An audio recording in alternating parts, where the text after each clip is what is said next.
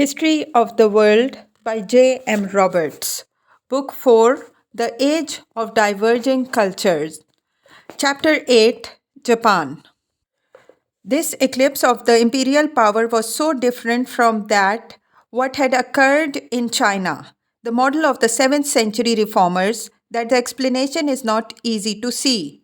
It was complex. There was a progression through the centuries from the exercise of a usurped central authority in the emperor's name to the virtual disappearance of any central authority at all. No doubt, there was a fundamental bias in the traditional clan loyalties of Japanese society and the topography of Japan, which would have told against any central powers. Remote valleys provided lodgments for great magnates, but other countries have met these problems successfully. The Hanoverian governments of the 18th century Great Britain tamed the Scottish Highlands with punitive expeditions and military roads. A more specific explanation can be seen in the way in which the land reforms of the 7th century, which were the key to political change, were in practice whittled away by the clans with influence at court. Some of these exacted privileges and exemptions, as did some land-holding religious institutions. The commonest example of the abuses which resulted from this was the granting of tax free manors to noblemen, who were imperial court officials by way of payment for carrying out their duties. The Fujiwara themselves were unwilling to check this practice. At a lower level, smaller proprietors would then seek to commend themselves and their land to a powerful clan in order to get assured tenure in return for rent and an obligation to provide service. The double result of such developments was to create a solid base for the power of local magnates while starving the central administrative structure of support from taxation. Taxes, in the form of a share of crops, went not to the imperial administration but to the person to whom a manor had been granted. Such a civil service as existed, unlike the Chinese, was firmly reserved to the aristocracy. Not being recruited by competition, it could not provide a foothold for a group whose interests might be opposed to the hereditary noble families. In the provinces, posts just below the highest level tended to go to the local notables, only the most senior appointments being reserved to civil servant proper. No one planned that this should happen, nor did anyone plan a gradual transition to military rule, whose origins lay in the need to make some of the families of the frontier districts responsible for defense against the still unsubdued Ainu peoples. Slowly, the prestige of the military clans drew to their leaders the loyalties of men seeking security in troubled times, and indeed there was a need for such security. Provincial dissidence began to express itself in outbreaks in the 10th century. In the 11th, there was clearly discernible an emerging class of manorial officers on the great estates. They enjoyed the real management and use of the lands of their former masters and felt loyalties to the warrior clans in an elementary tie of service and loyalty.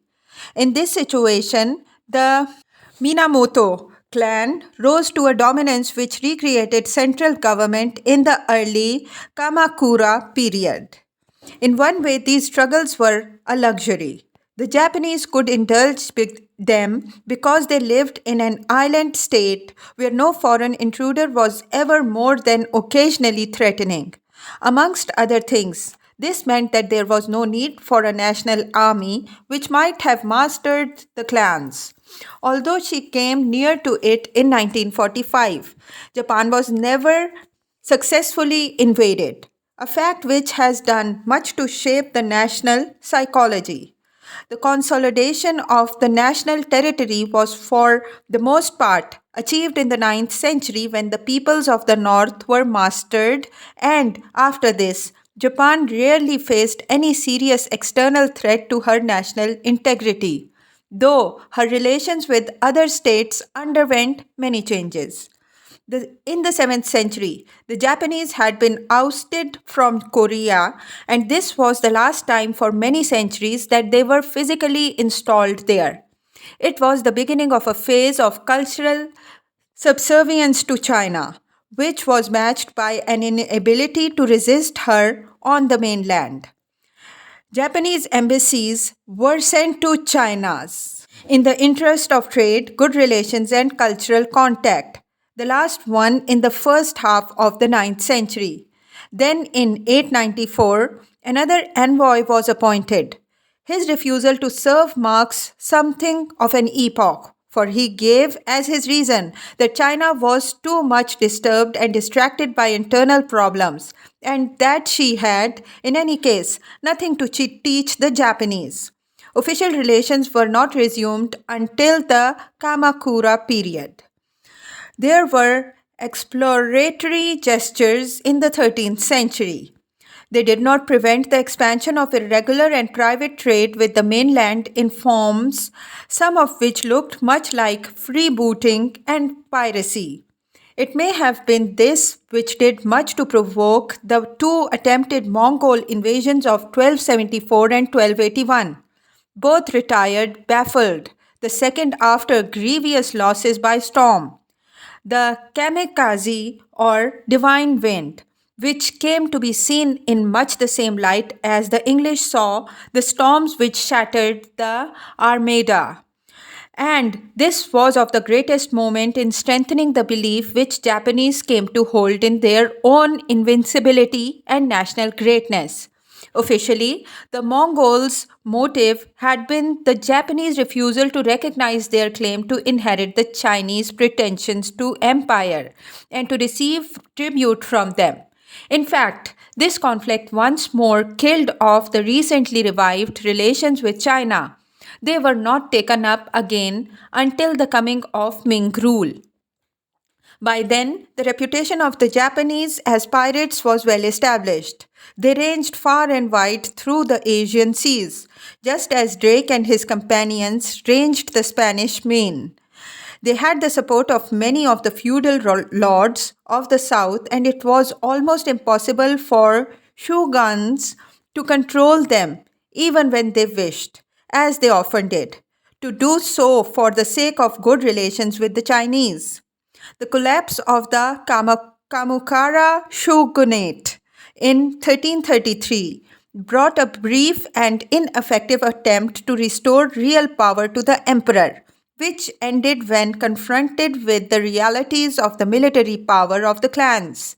In the ensuing period, neither shogun nor emperor often enjoyed assured power. Until the end of the 16th century, civil warfare was almost continuous. Yet these troubles did not check the consolidation of a Japanese cultural achievement, which remains across the centuries a brilliant and moving spectacle and still shapes Japanese life and attitudes, even in an era of industrialism. It is an achievement notable for its power to borrow and adopt from other cultures without sacrificing its own integrity or nature.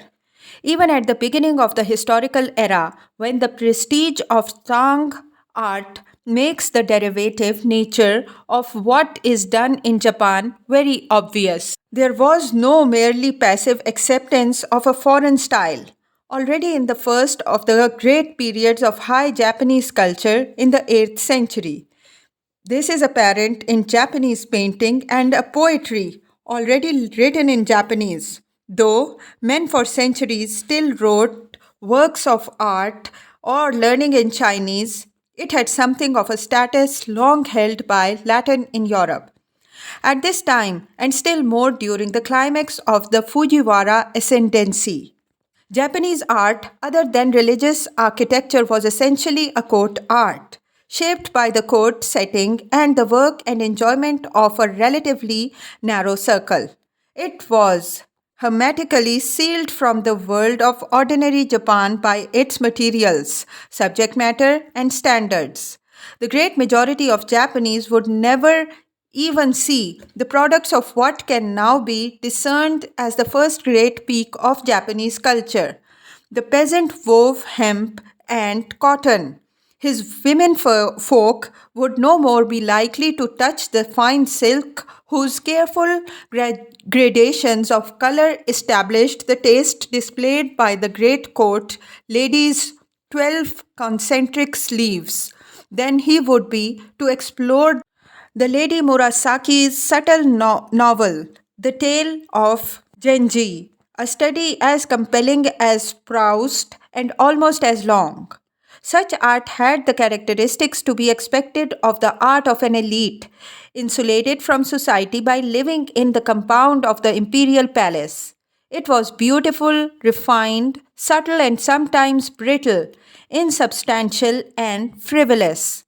But it already found a place for an emphasis which was to become traditional in Japanese, that of simplicity, discipline, good taste, and love of nature.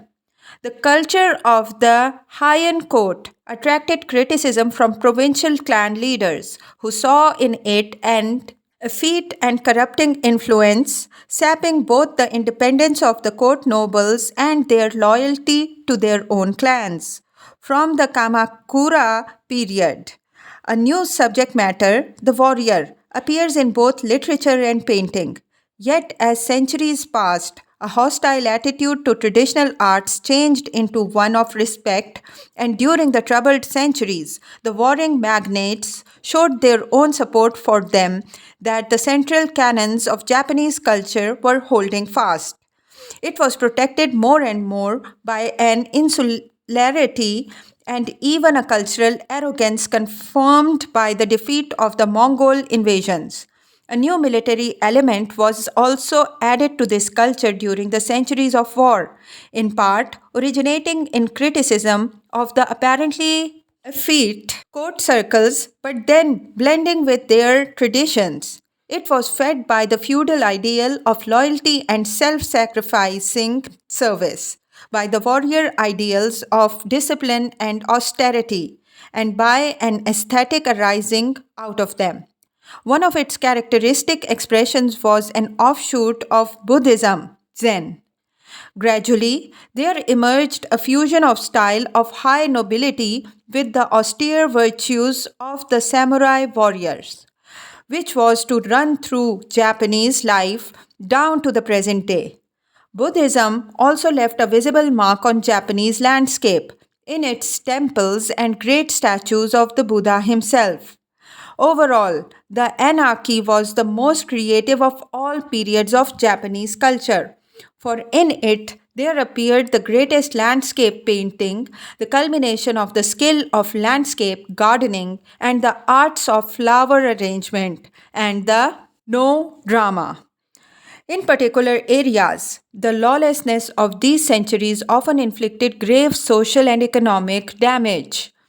As was the long case, most Japanese were peasants. They might suffer terribly from an oppressive lord, from banditry, or the passage of an army of retainers from a rival fief. Yet, such damage was nationally insignificant, it seems. In the 16th century, a great burst of castle building testifies to the availability of substantial resources. There was a prolonged expansion of the circulation of copper coinage and Japanese exports, particularly the exquisite examples of work of the swordsmiths began to appear in the markets of China and Southeastern Asia. By 1600, Japan's population stood at about 18 million.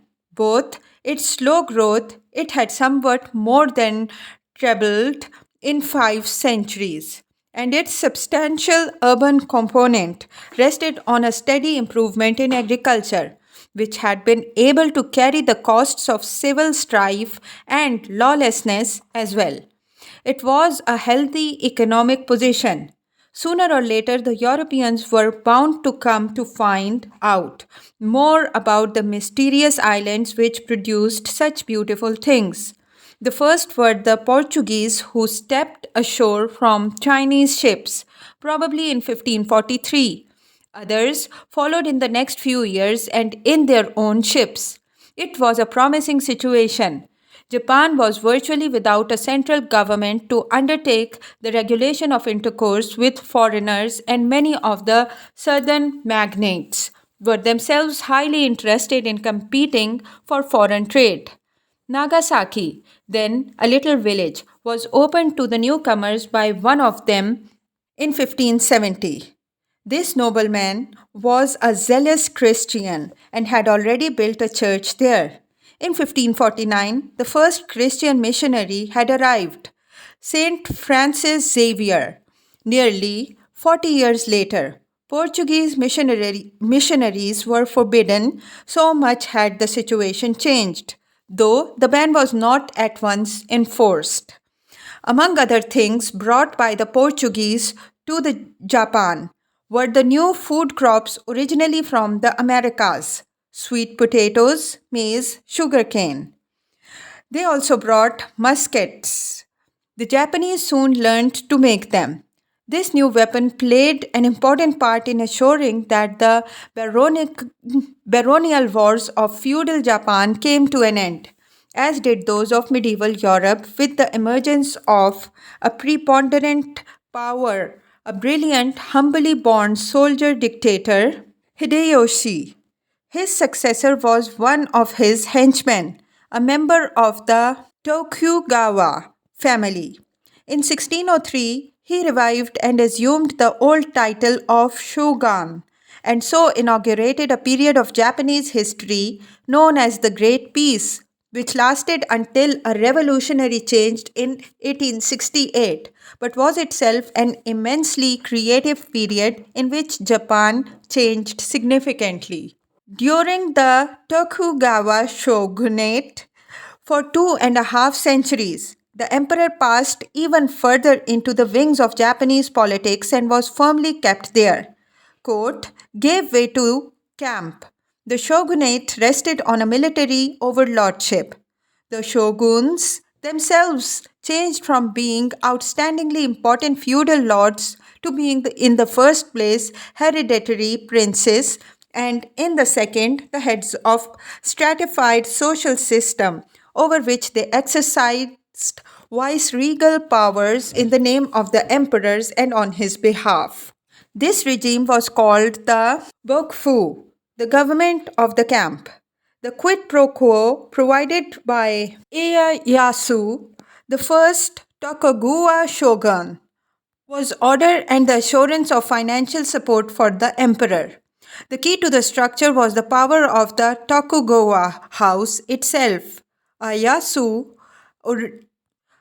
Iyeyasu's origins had been pretty humble, but by the middle of the 17th century, the clan appears to have controlled about one quarter of Japan's rice growing land. The feudal lords became, in effect, vassals of the Tokugawa, linked to the clan by a variety of ties. The term centralized feudalism has now been coined to label this system.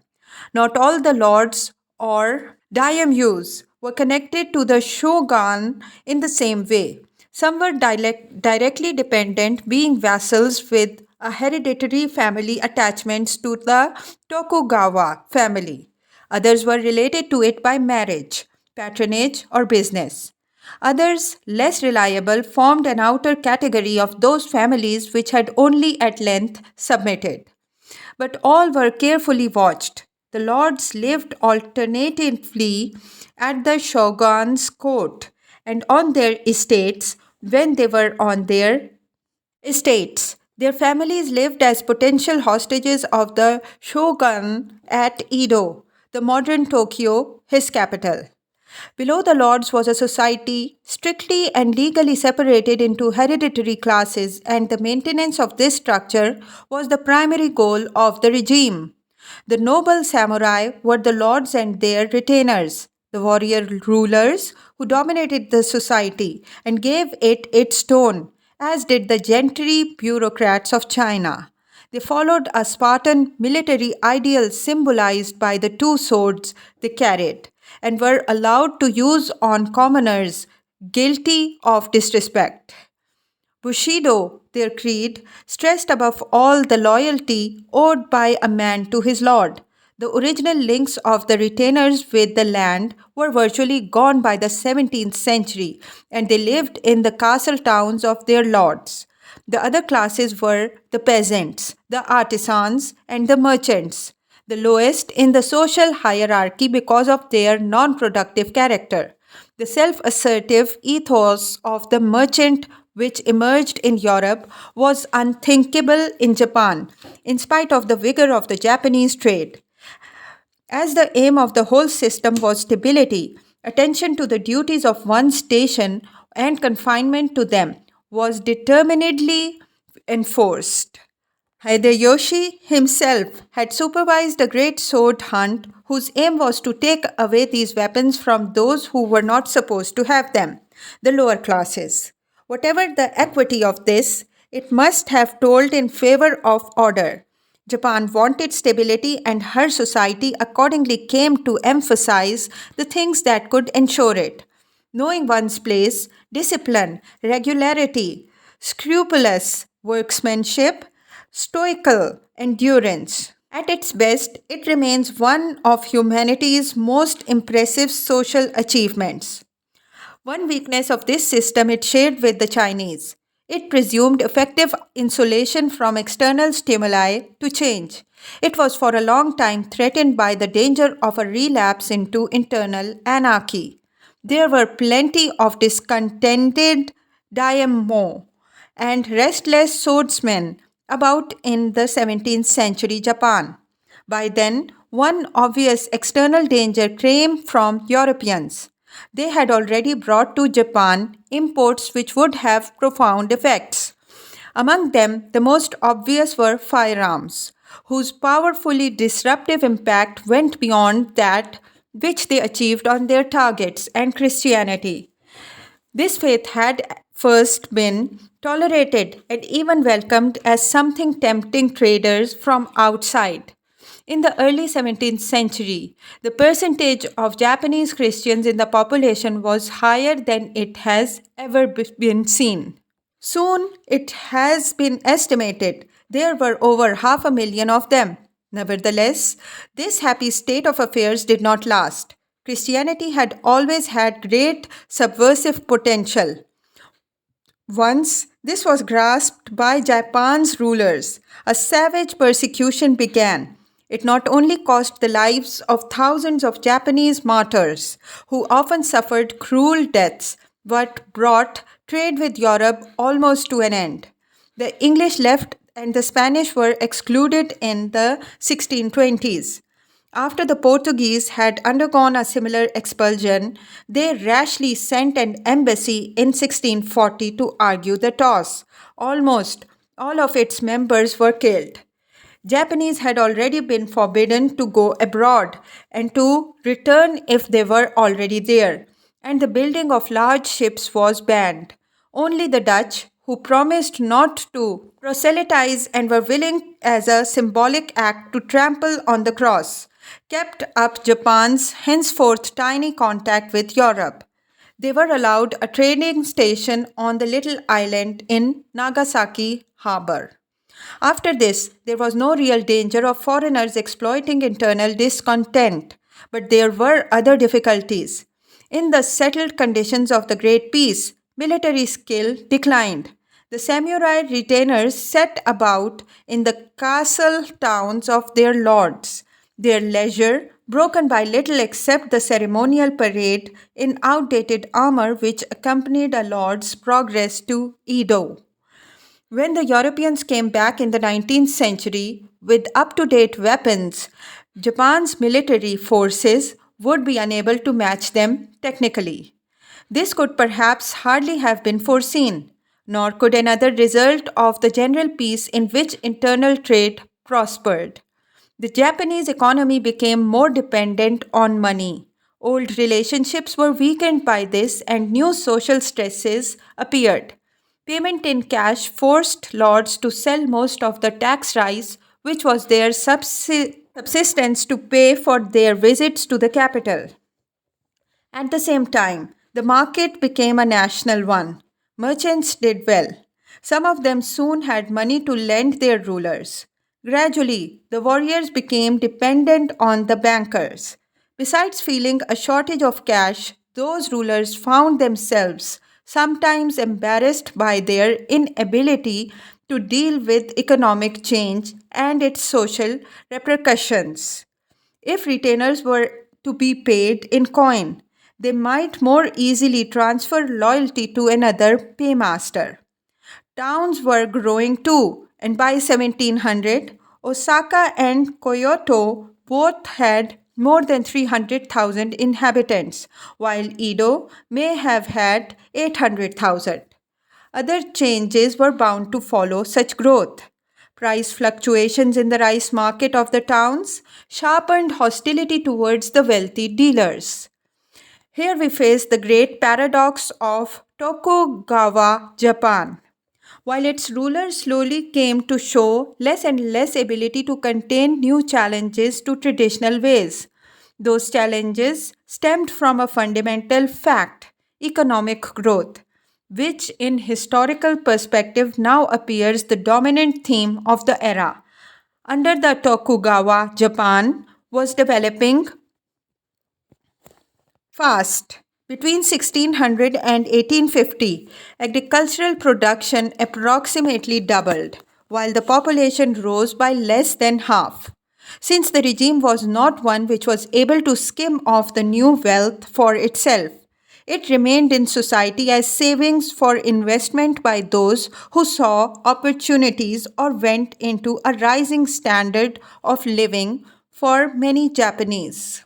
Dispute continues about the explanation of what seems to have been a successful stride to self sustaining economic growth of a kind which was elsewhere to appear only in Europe. Some are obvious and have been touched upon. The passive advantages conferred by the seas around Japan, which kept out invaders such as the steppe born nomads who time and again harried the wealth producers of mainland Asia. The shogunate's own great peace ended feudal warfare and was another bonus.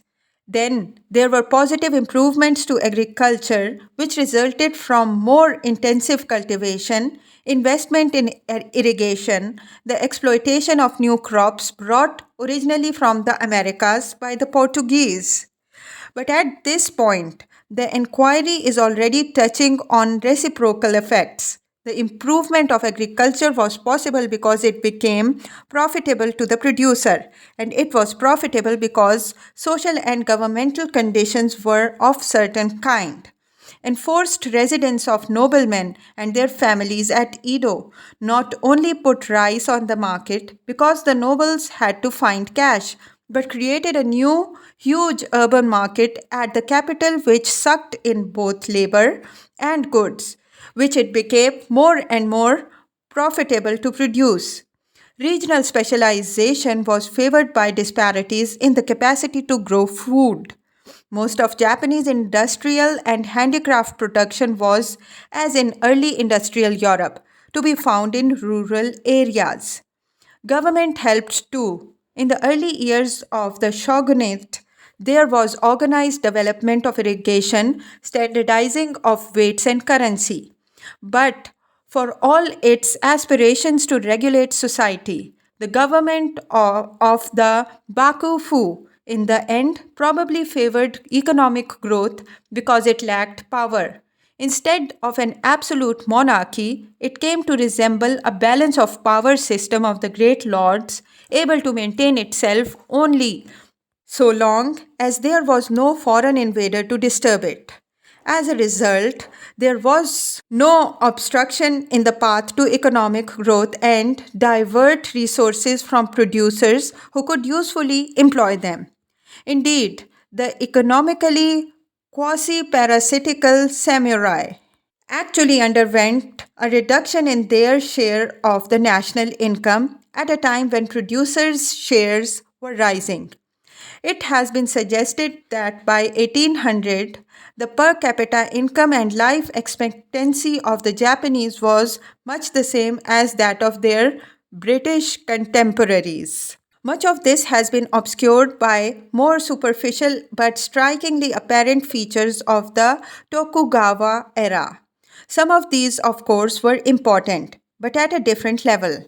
The new prosperity of the towns created a clientele for printed books and the colored wood block prints, which were later to excite European artists' admiration.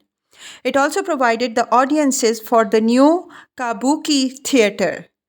Yet, brilliant though it often was, and successful at the deepest economic level as it was, it is not clear that the Tokugawa system could have survived much longer even without the coming of a new threat from the West in the 19th century. Towards the end of the period, there were signs of uneasiness.